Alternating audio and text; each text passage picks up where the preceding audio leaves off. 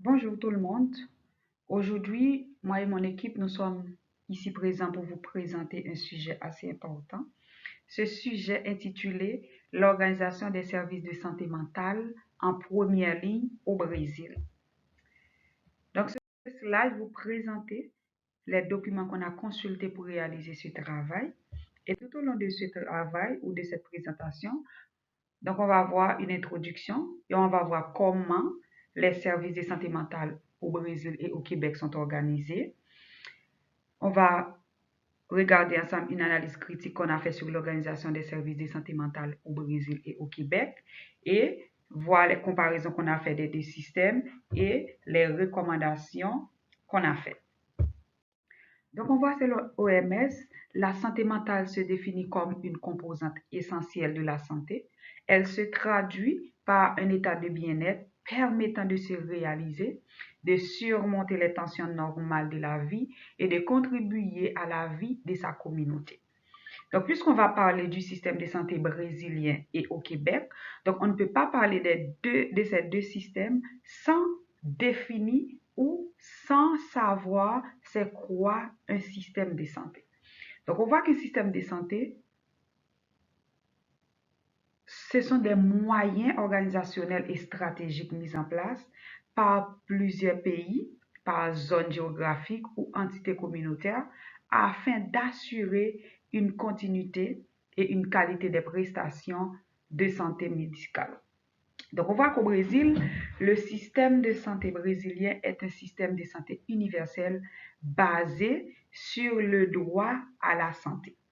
Donc, cela veut dire que la santé, y compris la santé mentale, est considérée au Brésil comme un droit fondamental, ce qui a des implications importantes sur les politiques publiques et l'accès aux soins.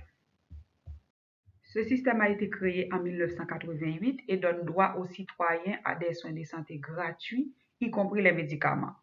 Il existe aussi un système de santé privé au Brésil, dont une partie substantielle est intégrée dans le système public. De manière générale, au Brésil, on voit que les soins de santé primaires sont gérés par les municipalités. Donc, mais au Québec, le système de santé a été institué en 1971 par l'Assemblée nationale du Québec. Donc, le financement des services de santé au Québec repose généralement sur la fiscalité. Donc, le système de santé québécois comprend 9 programmes. Donc, parmi ces programmes, donc ces 9 programmes sont divisés en deux grandes catégories. Donc, on voit qu'il y a un programme de santé publique qui fait la prévention, la promotion et permet le bien-être des citoyens.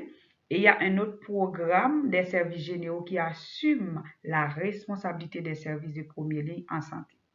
Donc, et les 7 autres programmes qui ciblent des problématiques spécifiques, comme par exemple, on a les déficiences physiques, les déficiences intellectuelles, le soutien à l'autonomie des personnes âgées, les jeunes en difficulté, ensuite la santé mentale, la santé physique, il y a la dépendance que ce système soutenit et on voit que le financement du système de santé Québec se repose généralement sur les taxes des citoyens, donc sur la fiscalité.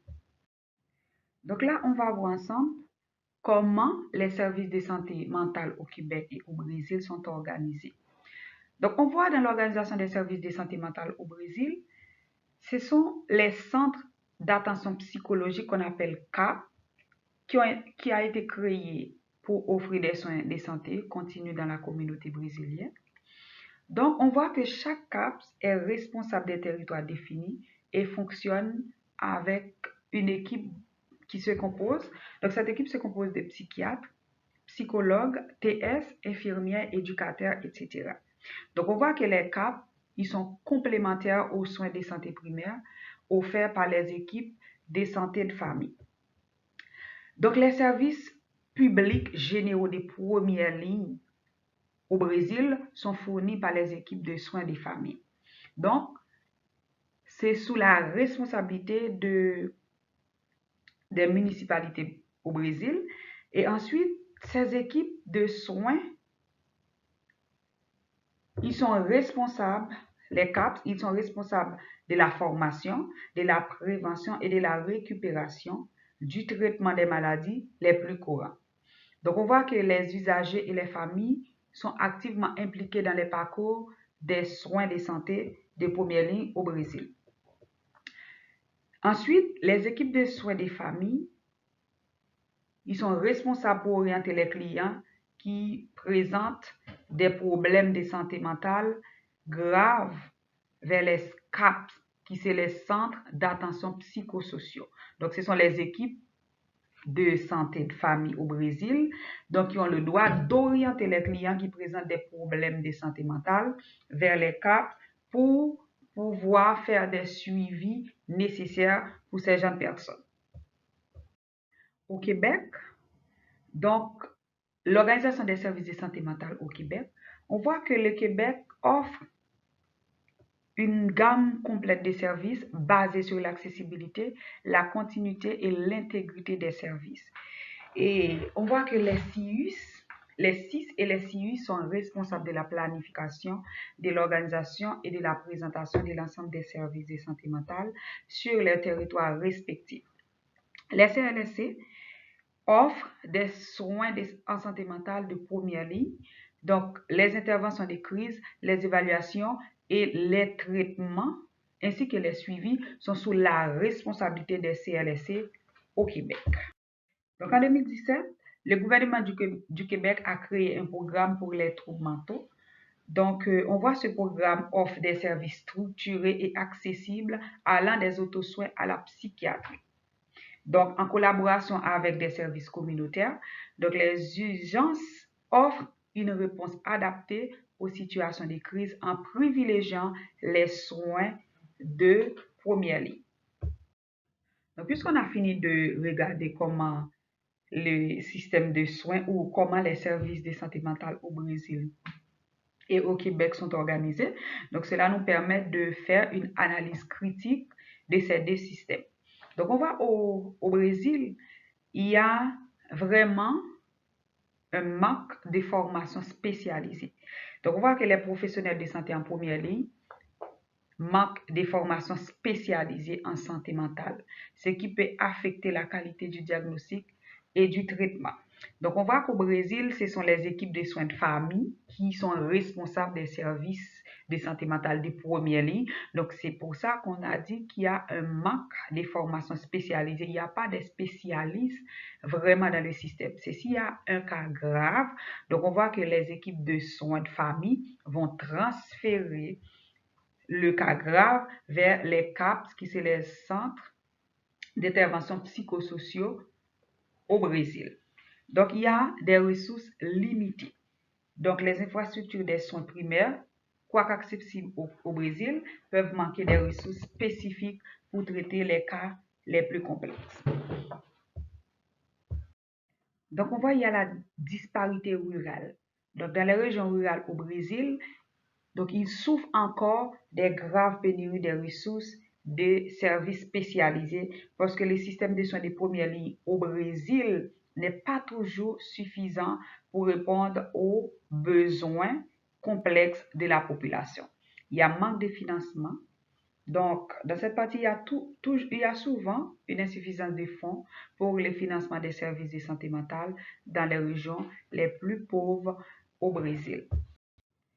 Donc, concernant l'analyse critique sur des services de santé mentale, sur l'organisation des services de santé mentale au Brésil, on voit qu'au Québec, alors, on voit qu'au Québec, il y a des sous-financements des CLSC.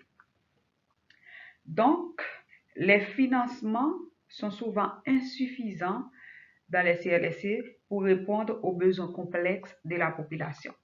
Et on voit qu'il y a la mauvaise gestion de la transition entre les services.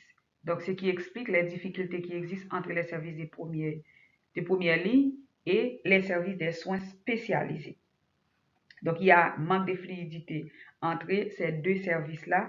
Donc, ce qui explique la difficulté qui existe dans la qualité des soins des services de première ligne. Donc, on va comparer les deux systèmes. Donc, pour pouvoir faire des recommandations.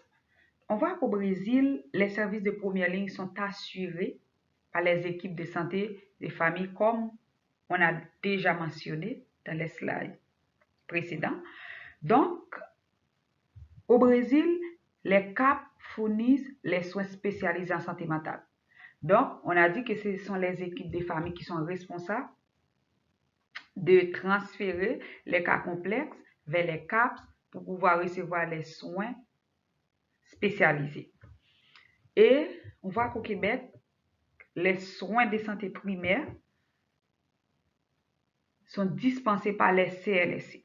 Les soins de santé primaire de première ligne sont dispensés par les CLSC avec des équipes dédiées à la santé mentale. Au Québec, les services spécialisés en santé mentale sont principalement dispensés dans les hôpitaux et des centres de santé mentale. Au Brésil, on voit que les équipes de soins de famille gèrent une grande partie des soins de santé mentale. La majorité partie des soins de santé mentale au Brésil sont gérés par les équipes de soins de famille. Par contre, au Québec, c'est les CLSC qui gèrent les santé mentales, mais les cas complexes sont souvent dirigés vers les hôpitaux.